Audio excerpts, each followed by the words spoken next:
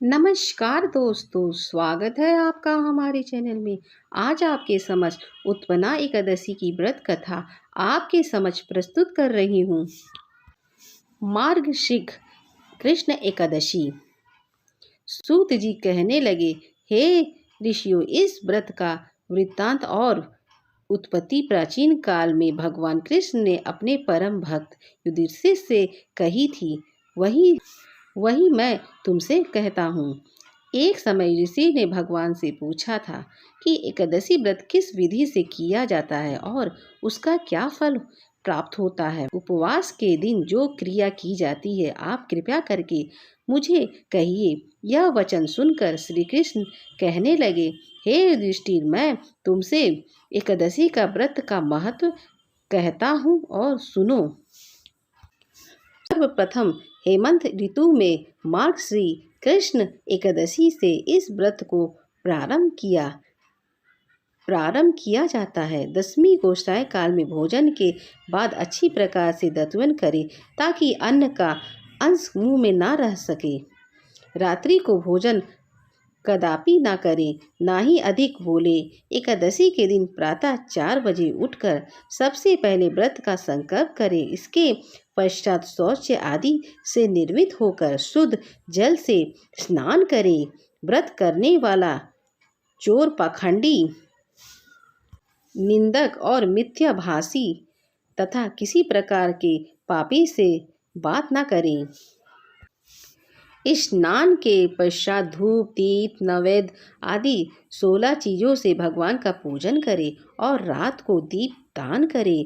रात्रि में सोना या प्रसंग नहीं करना चाहिए। सारी रात भजन कीर्तन आदि करना चाहिए। जो कुछ पहले जाने अनजाने में पाप हो गया, उसकी क्षमा मांगनी चाहिए।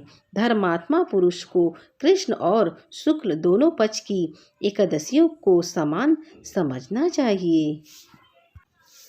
जो मनुष्य ऊपर लिखी विधि के अनुसार एकादशी का व्रत करता है, उन्हें शंखों द्वारा तीर्थ में स्नान करके भगवान के दर्शन करने से जो फल प्राप्त होता है, वह एकादशी के 16वें भाग के भी समान नहीं होता है।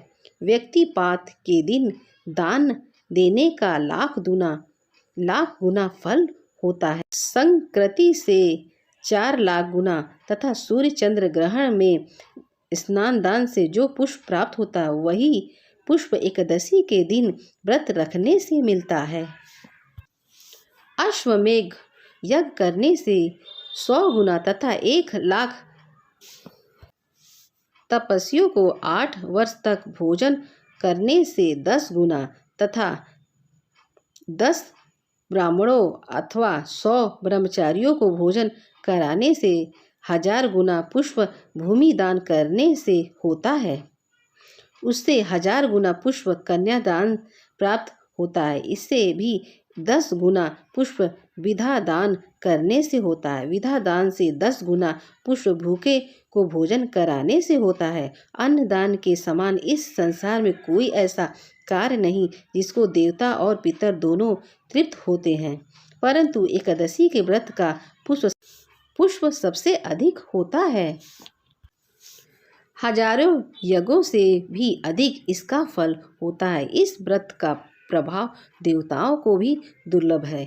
रात्रि को भोजन करने वाले को उपासना का आधा फल मिलता है और दिन में एक बार भोजन करने वाले को भी आधा फल ही प्राप्त होता है। जबकि निराजल व्रत रखने वाले का महत्व तो देवता का भी वर्णन नहीं कर सकते हैं। युधिष्ठिर कहने लगे कि हे भगवान, आपने हजारों यज्ञों और लाखों गोदान को भी एकादशी के व्रत के बराबर नहीं बताया। 100 यह तिथि सब तिथियों से उत्तम कैसे हुई, बताइए। भगवान कहने लगे, हे युधिष्ठिर, सतयुग में मुर नाम का दैत्य उत्पन्न हुआ। वह बड़ा ही बलवान और भयानक था। उस प्रचंड दैत्य ने इंद्र आदि, वायु, अग्नि आदि सभी देवताओं को पराजित करके भगा दिया था। तब इंद्र सहित सभी देवता ने भयभीत होकर भगवान शिव से सारा वृत्तांत कहा और बोले, कैलाशपति मुर दैत्य से भयभीत होकर सब देवता मृत्युलोक में फिर रहने लगे। तब भगवान शिव ने कहा कि हे देवताओं, तीनों लोकों के स्वामी, भक्तों के दुखों का नाश करने वाले भगवान विष्णु की शरण में जाओ। वे ही तुम्हारे दुखों को दूर कर सकते हैं। शिव जी के ऐसे वचन सुनकर सभी देवता क्षीर सागर में पहुंचे। वह भगवान को शयन करते देख हाथ जोड़कर उनकी स्तुति करने लगे।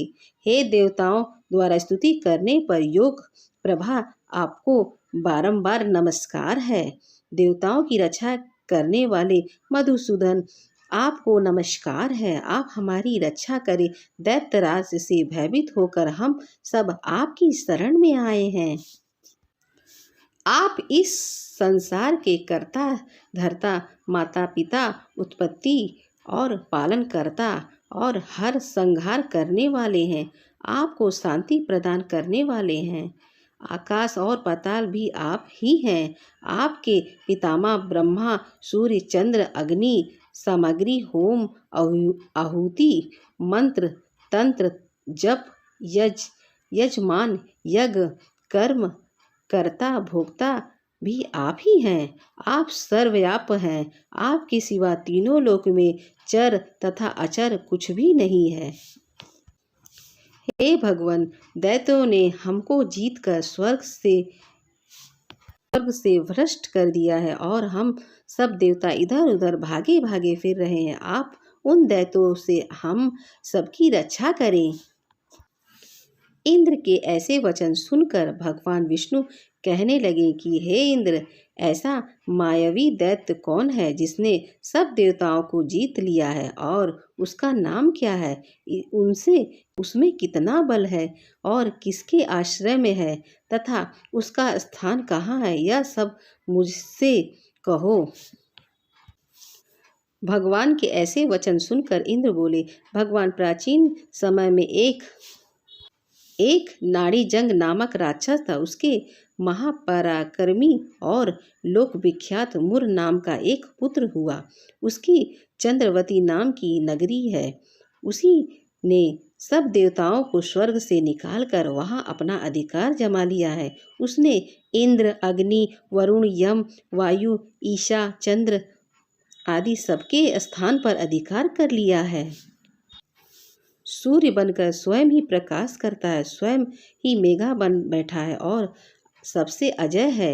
हे असुर निकंदन, उस दुष्ट को मारकर देवताओं को अजय बनाइए।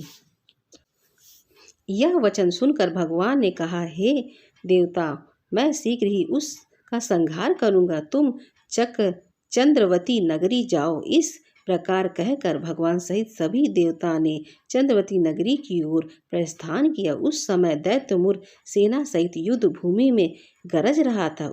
उसकी भयानक गर्जन सुनकर सभी देवता भय के मारे चारों दिशा में भागने लगे। जब स्वयं भगवान रणभूमि में आए तो दैत्य उन पर भी अस्त्र शस्त्र आयुध लेकर दौड़े। भगवान ने उन्हें सर्प के समान अपने बाणों से बींध डाला। बहुत से दैत्य मारे गए, केवल मुर बचा रहा। वह अविचल भाव से भगवान के साथ युद्ध करता रहा। भगवान जो भी छेड़ता बाण चलाते वह उसके लिए पुष्प सिद्ध होता। उसका शरीर छिद्र विद्ध हो गया, किंतु वह लगातार युद्ध करता रहा। दोनों के बीच में मल्लयुद्ध भी हुआ। 10,000 वर्ष तक उनका युद्ध चलता रहा, किंतु मुर नहीं हारा।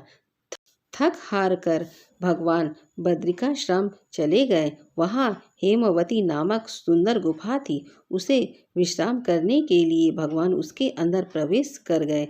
यह गुफा 12 योजना लंबी थी और उसका एक ही द्वार था। विष्णु भगवान वहीं योग निद्रा की गोद में सो गए। मुर भी पीछे पीछे आ गया और भगवान को सोया देकर मारने को उद्यत हुआ। तभी भगवान ने शरीर से उज्जवल कर्तिमय रूप वाली देवी प्रकट हुई। देवी ने राक्षस मुर को ललकार ललकार युद्ध किया और उसे तत्काल मौत के घाट उतार दिया।